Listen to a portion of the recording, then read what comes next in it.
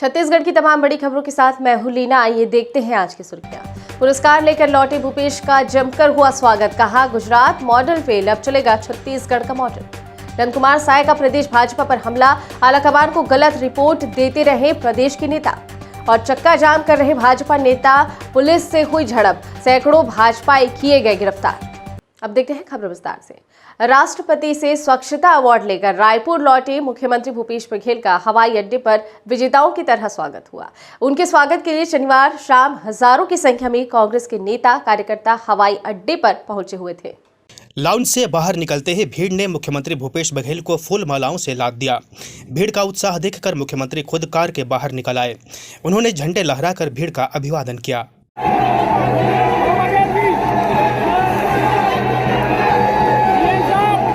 हवाई अड्डे पर पत्रकारों से चर्चा में मुख्यमंत्री भूपेश बघेल ने कहा, छत्तीसगढ़ को मिले पुरस्कार का श्रेय जनता को जाता है।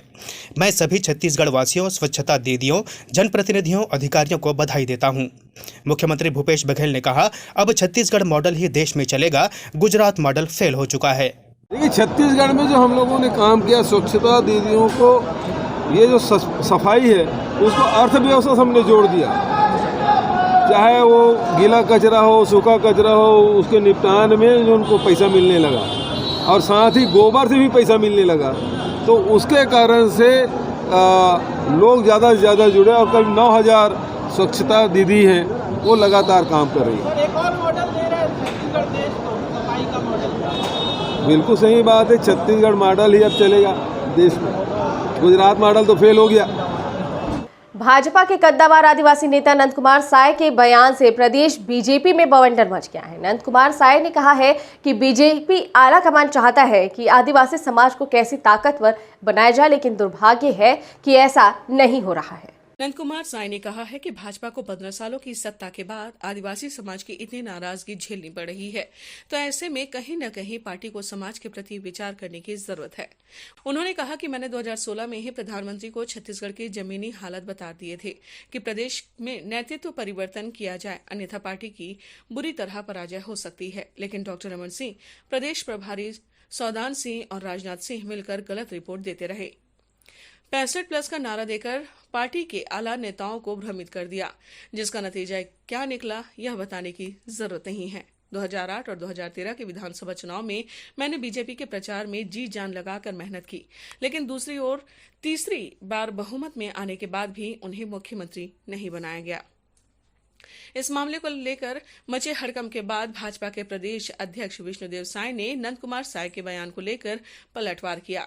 उन्होंने कहा कि नंदकुमार साय ऐसे नेता हैं जिनकी अनदेखी नहीं की जा सकती, न ही आज तक उनकी कोई अनदेखी की गई है।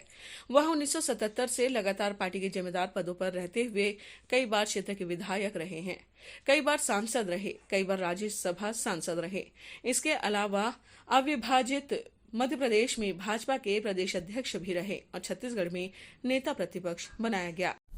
एक ऐसा लीडरशिप चाहिए, वो तय करेगी पार्टी, हाई कमान, जो अभी बहुत स्थिति कमजोर हो गई है बीजेपी की, उसको मजबूत और ताकतवर कैसे बनाया जाए। जनजातियों की भूमिका बाहर होगी तब ये प्रदेश में काफी कमजोरी आ जाएगी। सबकी भूमिका को एक साथ जोड़ करके इसको ताकतवर बीजेपी बनाने की जरूरत है। छत्तीसगढ़ में पेट्रोल डीजल से वैट में कमी की मांग को लेकर भारतीय जनता पार्टी द्वारा पूरे प्रदेश में चक्का जाम का आयोजन किया गया। इसी कड़ी में राजधानी रायपुर में शास्त्री चौक पर भाजपा ने चक्का जाम किया। इस दौरान भाजपाइयों की पुलिस से कहासुनी हुई, जिसके बाद पुलिस ने नेताओं की गिरफ्तारी शुरू कर दी। शास्त्री चौक पर चक्का जाम कर रहे लगभग 250 नेताओं और कार्यकर्ताओं को गिरफ्तार कर पुलिस कलेक्ट्रेट के पास स्थित टाउन हॉल ले आई।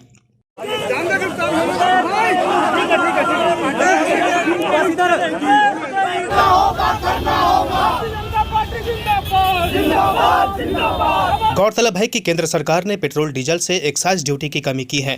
अब भाजपा यह मांग कर रही है कि राज्य सरकार पेट्रोल डीजल पर वैट घटाए। इसी के मद्देनजर प्रदेश व्यापी चक्का जाम का आयोजन रखा गया। प्रदेश में हर जिला मुख्यालय में चक्का जाम है और इस चक्का जाम के माध्यम से भारतीय जनता पार्टी छत्तीसगढ़ की निरंकुश तानाशाह सरकार को ये चेतावनी दे रही है कि केंद्र को कई दिनों पहले अपना वेट कम कर चुकी है, लेकिन ये सरकार पहले बोलती थी कि केंद्र अपना वेट कम करे, लेकिन केंद्र के करने के बाद भी आज तक छत्तीसगढ़ की सरकार वेट कम नहीं की है। इसीलिए ये सांकेतिक चेतावनी है सरकार को। इसके बाद भी अगर तत्काल प्रदेश की सरकार वेट कम नहीं करेगी तो इससे भी ज़्यादा आक्रामक रूप से भारतीय जनता पार्टी आंदोलन करेगी और जनता स्वयं सरकार का वेट कम कर देगी। राज्यों ने प्रधानमंत्री जी के आह्वान पर सभी ने वेट के टेस्ट जो टैक्स है उसको कम किए हैं, जनता को राहत दी है। पूरे देश में एकमात्र छत्तीसगढ़ राज्य ऐसा राज्य है जिन्होंने पेट्रोल और डीजल के रेट कम नहीं किए। जनता त्रस्त है और भूपेश बघेल मस्त है और इसको लेकर जो है आज भारतीय जनता पार्टी पूरे जिला मुख्यालयों में आज चक्का जाम कर रही है इस सरकार को जगाने के लिए कि जनता त्रस्त है, जनता को राहत देने का काम करें। राज्य सरकार ने भारतीय पुलिस सेवा के 17 अधिकारियों को पदोन्नत किया है। केंद्रीय प्रतिनियुक्ति पर प्रदेश के बाहर तैनात 3 अफसरों को प्रोफार्मा पदोन्नति दी गई है।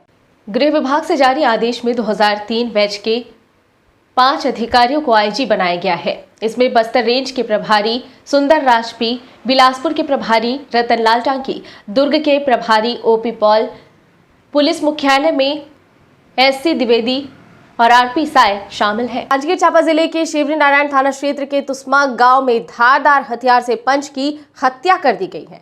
जमीन विवाद में 2 युवकों ने हत्या की वारदात को अंजाम दिया। दोनों आरोपी वारदात को अंजाम देने के बाद गांव के पानी टंकी में चढ़कर बैठ गए और मीडिया के आने के बाद नीचे उतरने की जिद करने लगे। सूचना के बाद मौके पर पहुंची पुलिस यहां दोनों युवकों ने मीडिया के समक्ष हत्या की वजह बताई। मैंने एक जने का मर्डर कर दिया हूँ। किसका? भागवत साहू का।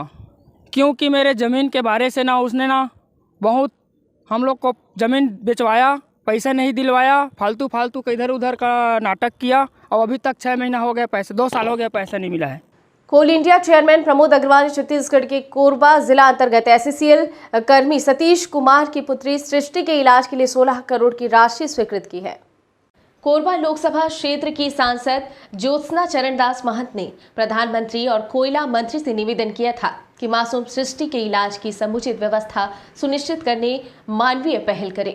राशि स्वीकृत होने पर सांसद ज्योत्सना महंत ने प्रधानमंत्री, कोयला मंत्री और कोल इंडिया के चेयरमैन के प्रति आभार जताया है। कोरबा संसदीय क्षेत्र सृष्टि जो दीपिका खदान में कार्यरत सतीश कुमार की मासूम बेटी है, बहुत गंभीर बीमारी से ये ग्रसित है, तो मैंने कोयला मंत्री जी से आग्रह किया था कि नन्ही सृष्टि के लिए कुछ कर दिखाएं, मुमकिन भरा काम, और ये मुमकिन हो गया।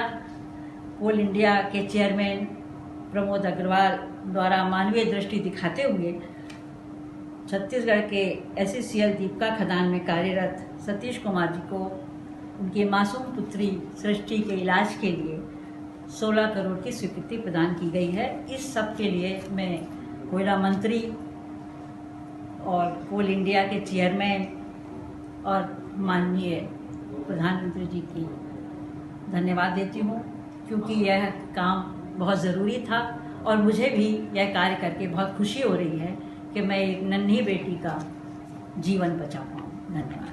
भिलाई में नगरीय निकाय चुनाव को देखते हुए कांग्रेस के बाद भाजपा ने भी कमर कस ली है। शनिवार को सुपेला गदा चौक स्थित भाजपा कार्यालय में भिलाई जिला इकाई की बैठक हुई। बैठक में 24 नवंबर को होने वाली बड़ी बैठक की तैयारियों को लेकर चर्चा की गई। बैठक में भारतीय जनता पार्टी के प्रदेश महामंत्री एवं भिलाई नगर निगम चुनाव के प्रभारी भूपेंद्र सिंह सवन्नी मुख्य रूप से उपस्थित होंगे। भाजपा के मीडिया प्रभारी सुभाष शर्मा ने बताया कि बैठक में भिलाई नगर निगम सहित जिले में होने वाले सभी निकाय चुनावों को लेकर रणनीति तय की जाएगी।